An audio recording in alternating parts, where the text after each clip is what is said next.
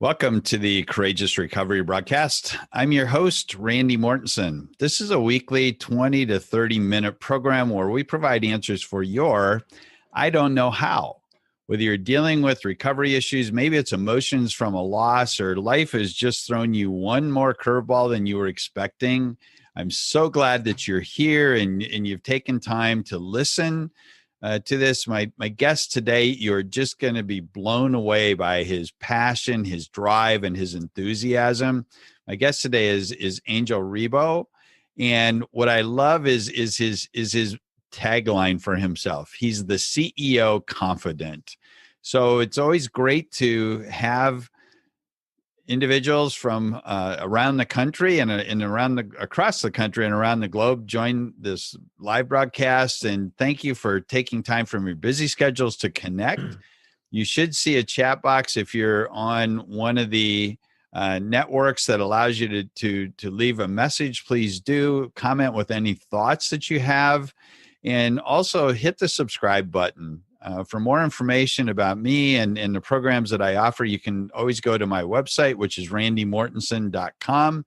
That's Randy, MORTENSEN.com. And later in the show, I'll talk more about the 21-point assessment. That's a tool to determine whether you or a loved one qualifies for one of my programs called the Lifestyle Champion Cohort. So, 𝐦𝐻, welcome to the show. Thank you for taking time from your crazy busy schedule to How do you know? Yeah. How do you know? Thank you very much. Yeah, absolutely. So anyone that has listened to the broadcast, the podcast, knows that my usual first question is this: what is there that you know today that you wish your 22-year-old self would have known? Oh my God, it's so clear. Definitely is, little 𝐦𝐻, 22-year-old 𝐦𝐻, take more risks. Take more risks. That's definitely the number one piece of advice that I would like him to receive from someone, from God, from the angels, from his mentors, whatever. It's like, it's this epiphany that as you grow up and you go through, victories and successes and failures and mistakes and wrongful things and things of that nature, it's definitely that one. I would love to go back to 22 and say, well, I wouldn't like to go back because, I would miss probably my wife and my kids, and that's too hard. But yeah, that would be definitely it. Take more risks. Oh yeah. Big time. Yeah. Big time. And so tell me more what would have that meant different in your life? Because yes, you grew up in Spain, the beautiful country of Spain. And so were you still in Spain in your 20s? Yes, I was. I was still in Spain. I was 22. I was in the middle of my degree, the second half of my computer engineering degree, exactly, in Spain, in Barcelona. And take more risks. Why? Because you realize as you go about with your life, you realize that there's a lot of opportunities that just for playing safe and for the wrong reasons, you just don't take or don't accept, or you just simply, you don't hear them. Right. You don't hear them. Taking more risks, it's not only being open to taking more risks and things that you feel, or I feel uncomfortable, so I'm taking a risk, right? I'm feeling uncomfortable, so it's an emotion that kicks in. You feel uncomfortable, and then you say, "Wow, that's a risk. I'm not going to take it." It's also the ability, your own ability to be aware of those risks that you actually can take, because one of the things that unfortunately happens, unless you have a great mentor or a great family, is that are you fully aware of all the opportunities that are open around you? Are you listening enough? Do you have your eyes put in the right place in the right time? Are you really feeding yourself with the right type of information so that you can really then decide what to do with your life? And my answer is no. Right. And it's funny how even if it's 20 or 30 years later, I'm not sure that the kids today, the 22-year-olds today are any better than my 22-year-old. You know what I mean? Yeah, absolutely. Randy, follow me? Absolutely. So that's why. I mean, that's what for me represents taking more risks. Well, and for you as a computer engineer, you're going to be very analytical. So my guess is that there was some of those risks that you passed up on that just didn't make sense from a math standpoint or from a psychological standpoint, right? But then as you age, then we realize that some things just aren't going to make sense.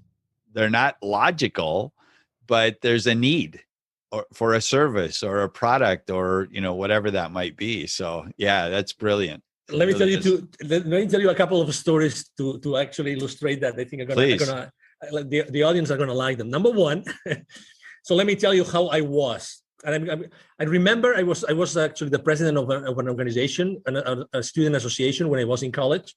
And I remember to this day talking to the manager of the organization, right? And I was telling her, hey, this country, Spain, sucks. It works so bad. I mean, nothing really gets done. The government officials, everything is mañana. I was born to be either a Norwegian, a Danish, a Finn, or a Swedish, because Iceland was too far away. I have to live. I feel that I have to live in a country where everything works fine, that everything is like the social welfare is perfect. Everything runs smoothly. All the people are always happy. They always rank very high in the happiness. That's how that engineering mind worked when I was in college. And with life, throughout life, I realized it was so wrong. Actually, I lived 6 months in Finland and I enjoyed it. That's one of the countries where I have lived. But to be honest, I think that the fun and the connection with yourself and your spirit many other times comes from other places that you never planned you had to be. And I think that, and obviously my life in Latin America, when I decided to go and live in Latin America, was definitely a decision that would open me to many other things and possibilities, opportunities, not only for myself, but for many other people that I'm glad that I was able to help them and inspire them at, up to some point. Absolutely. I love that you said Denmark, because that's the country of my heritage. If you look at my last name, it's S-E-N. So if I were Danish or Swedish, it'd be S-O-N. So my grandparents were very much Danish. But no, that's interesting. So the analytical self, I love the fact that you at an early age completed education, recognized there were opportunities in other parts of the globe, right? Absolutely. So at what point did you come to the Western Hemisphere then? Well, I came to this side of the ocean when I was working for an American company out of London, the southwest of London. And I went to a sales boot camp early 2001. And I asked my manager in London, I said, hey, do you mind if I take a couple of weeks off while I'm at the side of the ocean? And from Boston, actually, I took a couple of weeks and I spent those 2 weeks in 2 different countries. In Mexico, the first time ever I went to Cancun and the Riviera Maya, and in Cuba, right? Cuba. In Cuba, wow. Yes. Wow. It's on my bucket list. I want to go. I want to go. You have to. Maybe not right now, but we'll wait. We'll find the right place, the right reason to go. Anyway, so I was reading at that point in time, someone in London that I have to confess, I forgot who that was. Someone gave me a book called The Celestine Prophecy. The Celestine Prophecy is a book by a guy called James Redfield. He's American. Okay. And the book is about 9 scrolls, 9 revelations found in the Amazonian forest of Peru. But all the main characters are American. I couldn't put the book down.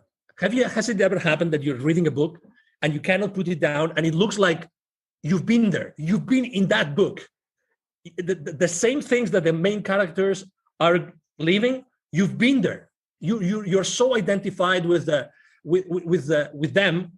I couldn't put the book down. And as soon as I turned the page, the last page of the book, I finished the book, I can picture you exactly what I was. I was at that villa, second floor, overlooking the ocean. I was in Varadero in Cuba.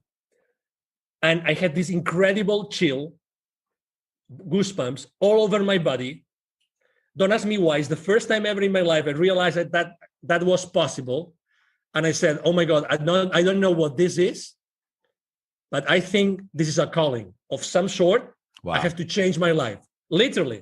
Wow. At that moment, I decided I was going to change my life. I went back to London, and I said to my manager, a former Navy guy, American, I told him, hey, I want to go to work in Latin America.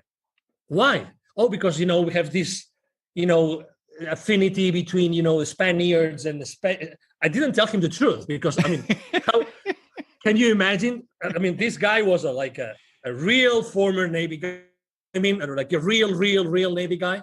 Right. And he told him, no, I really want to go because, this between, Mexicans and the rest of, and the Spaniards, blah, blah, blah. That was in February, March. In May, I was already in Mexico City. So that's the reason. So like blind eyes, that's definitely by far the first big, massive risk I took with my life. Yeah, it sounds like it. So let's fill in some blanks here, because we talked about our marital challenges that we had early in lives.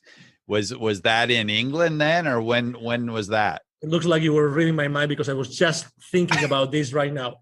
Had I stayed with my first wife in Barcelona, answering your question, I married her in October 96, and we actually separated in March 1997. So only a few months later. Okay, but had I not decided to make that move, like separating and they obviously divorcing and everything, my life would have been a completely different one. Sure. Totally different one. So yeah, that's why you never know. You really never know what my life was perfect up until I had that divorce. Really, it was perfect. I had 2 degrees. I had two master's degrees. We had a great home in the outskirts of Barcelona, and those mountains surrounding Barcelona that you've seen so many times.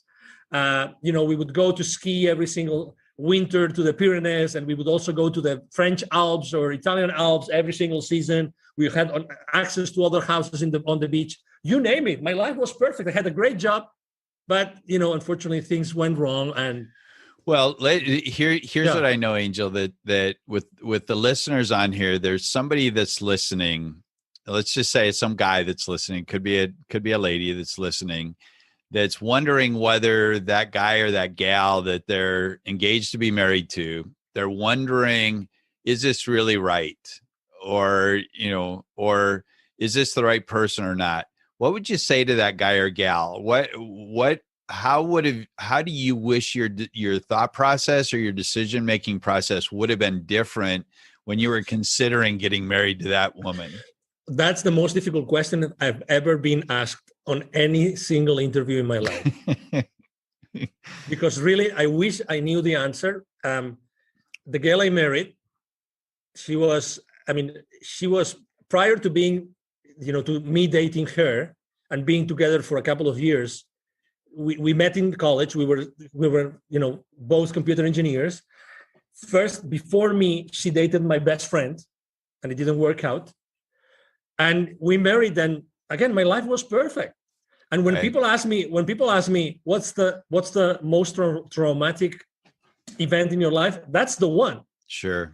So if I had to give a piece of advice to someone, maybe the only thing I would recommend anybody who is maybe on the fence or thinking is, if you think that person, is taking you in the right direction, and your heart feels that person is taking you in the right direction, don't doubt it.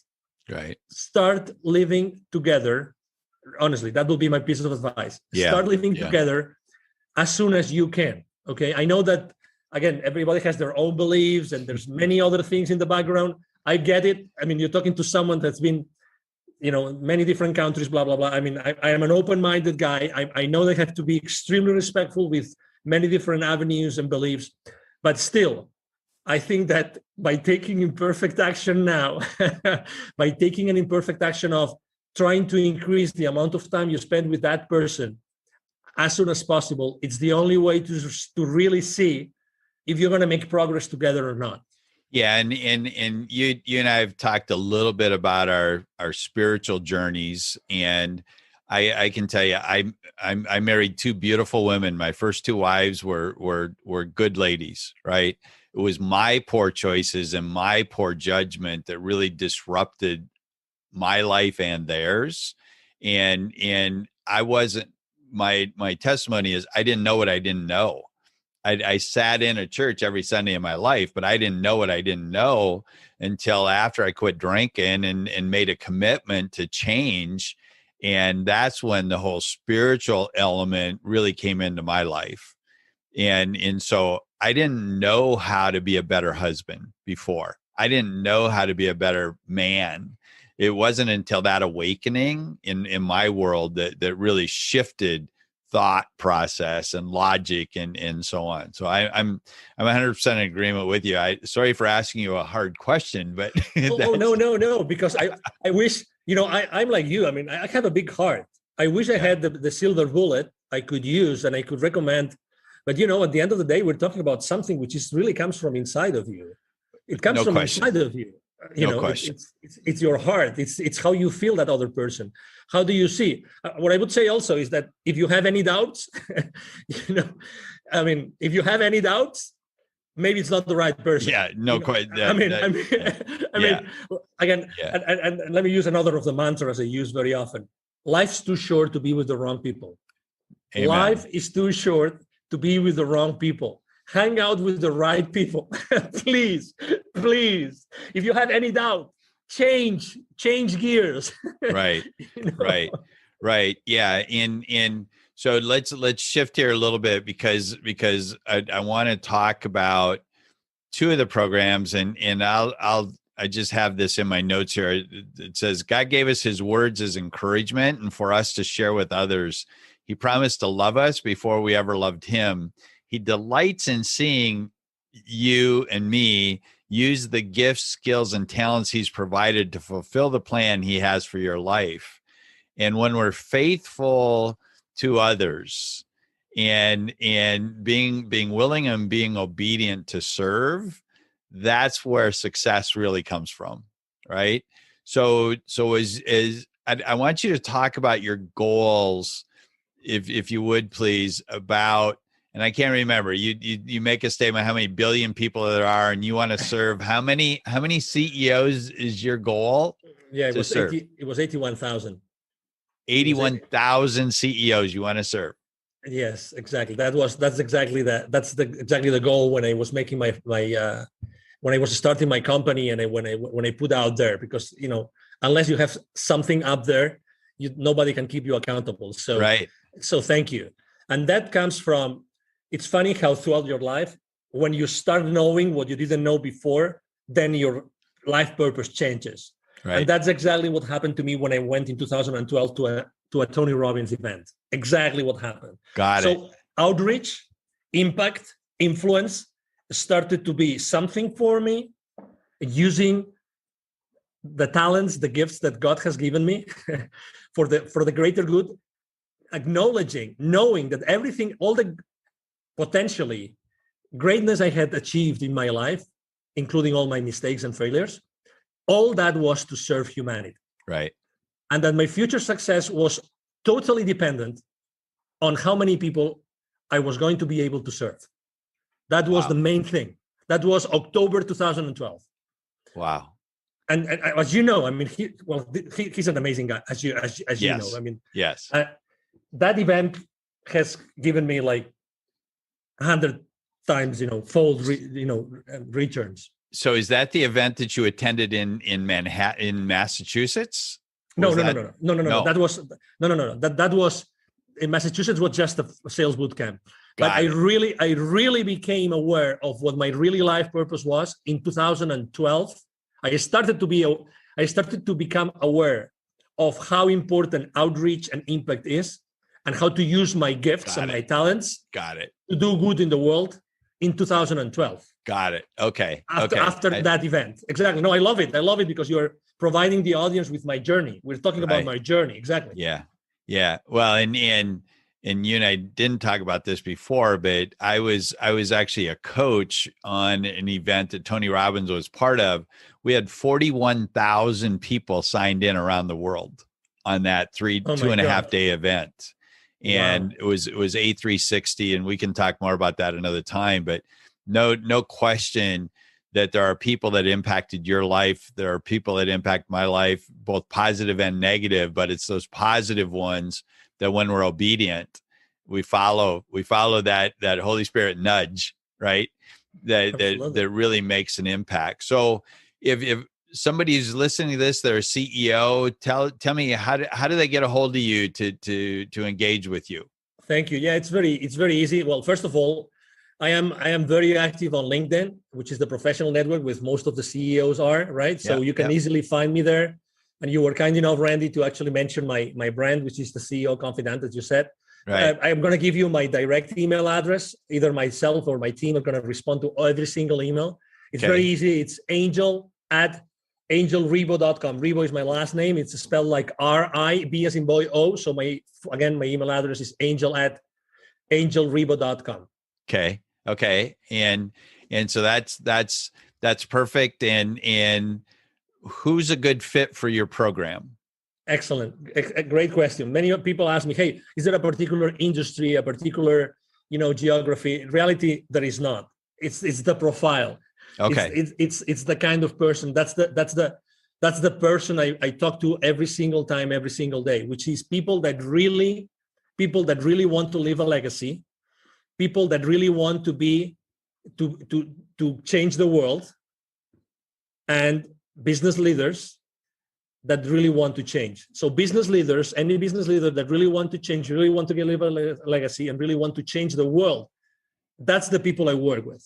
Got it. That's the people I work with. Got it. And I haven't mentioned a lifestyle champion cohort that I do. We'll talk about that another time. But when somebody says to me today, they ask, what do you do? And I will say to them, I'm a guide for talented management professionals whose drive has led them down a path of destructive and compulsive behavior. So it's that guy between 35 and 55 that is making some poor choices, whether it be pornography or drugs or alcohol or whatever. That's the target that, we're talking to many of the same people, Angel. There's no doubt about it. So, absolutely. I agree. So then we could talk for an hour, but we're kind of running out of time here. But we also have something in common with wanting to help people in developing countries.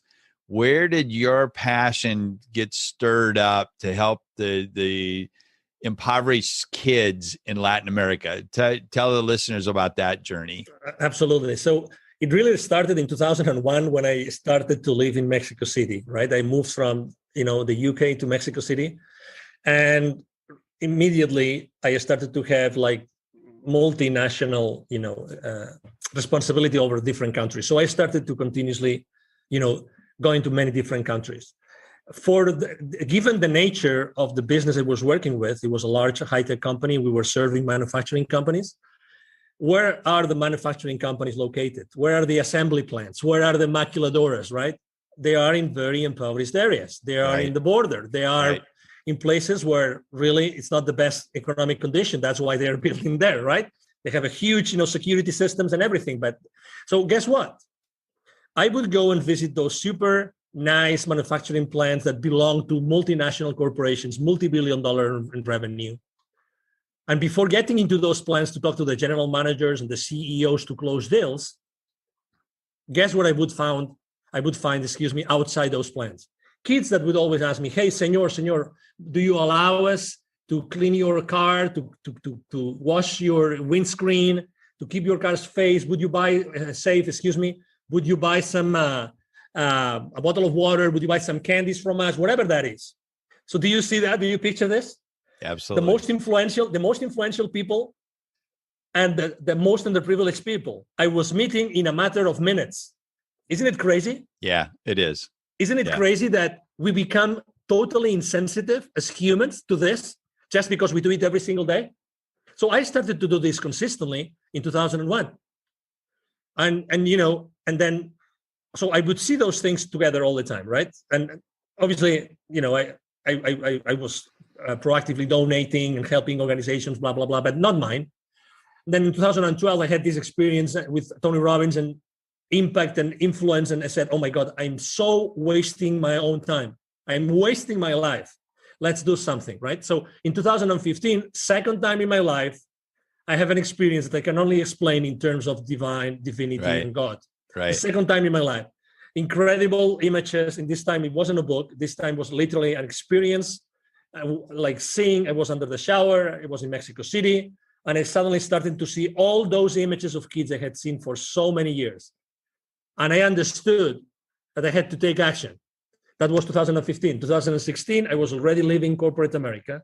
And in 2017, I was creating my business consulting firm, and I was creating Wisdom for Kids, Awesome. which is the foundation, the international charity based here in Plano, Texas, international charity. And what we do is we help underprivileged kids in Latin America become entrepreneurs using their local resources. It was very clear to me that I had to be the connector of the unconnected, Randy. Yeah. And teaching them sustainability. Oh, absolutely. Right? Yeah. Focus on sustainability. And are there any particular countries that you've been focused on? Yeah, we've been focused on Mexico mainly for many reasons. Number one, because as soon as I had that epiphany, I reached out to one of my best friends and business partners in Mexico, and he actually said, "We have to create this with my father as well." And so all three, we created Wisdom for Kids. Wow. And they're from Mexico. We're talking that in Latin America alone, and probably you've heard this yourself because you are very involved in helping impoverished kids also in the country, or in the region, excuse me. There's 81 million kids in Latin America that live under the threshold of poverty. And that's 2012 information, 2012 data from UNICEF. I wonder how many, after everything that has happened in the planet, are right now living in poverty. Okay. Right. Yeah. So imagine. So of these 81 million, 22 million have no drinking water at home.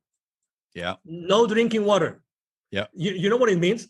How many times you go to the faucet, any of the faucets or anything? How many times, do you use water at your home every single day?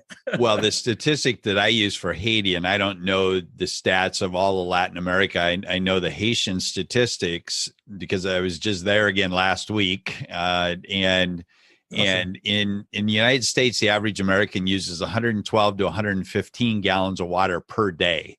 The average American does.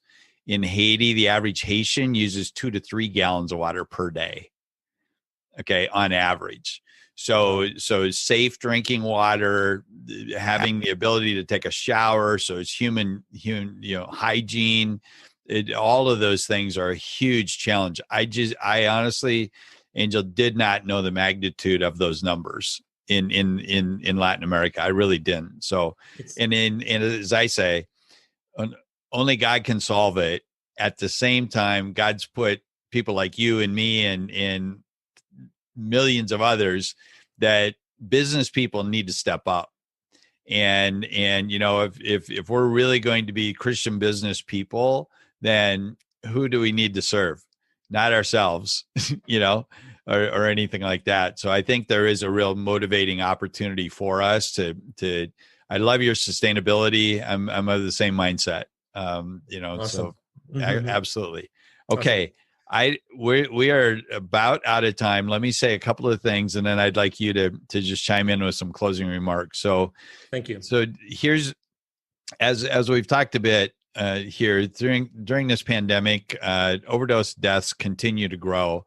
Here in the United States, overdose deaths have actually tripled since 1990. Right now in the United States, we're seeing deaths from overdose at 140 per day. It's costing our American economy $800 billion annually.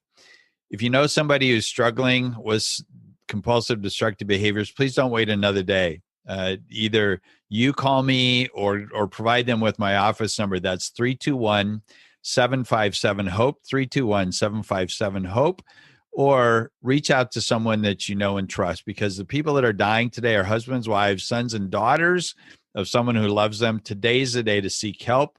If you're interested in my ebook that's titled The 5 Common Mistakes When Pursuing Recovery, just text champion to 66866. That's champion to 66866. I hope you found this information helpful today. And Angel, you've just been a brilliant guest. We've known each other for about an hour and a half now, maybe total, but I think God's got a plan for you and me working together. So what would you like to say to just close out this episode today? Obviously, thank you to everyone listening to us today. For me, obviously, it's a responsibility to be out there and to be sharing the message. But at the same time, it's because I really think that everybody has to listen. Everybody has to know that you guys, every single one of you who are listening to this today, you are infinitely powerful. And you can generate from where you are today a ripple effect that will change this planet for good immediately. This is a reality, okay? Sometimes we are so distracted, we are pulled in so many directions, we stretch too thin, but in reality, we can start changing the world anytime, any minute. That's why I would like to remind everybody of this. And and if this conversation has enlightened you, please reach out to Randy immediately or to myself, and we are here to help. Yes, for sure. So as I mentioned, I hope you found this information helpful today. You can look for the replay on the usual podcast online outlets like Apple Podcasts, Google Podcasts, Buzzsprout, and more. I just wanted to let you know that I'm praying that you have a blessed day, and I want you to be extraordinary today.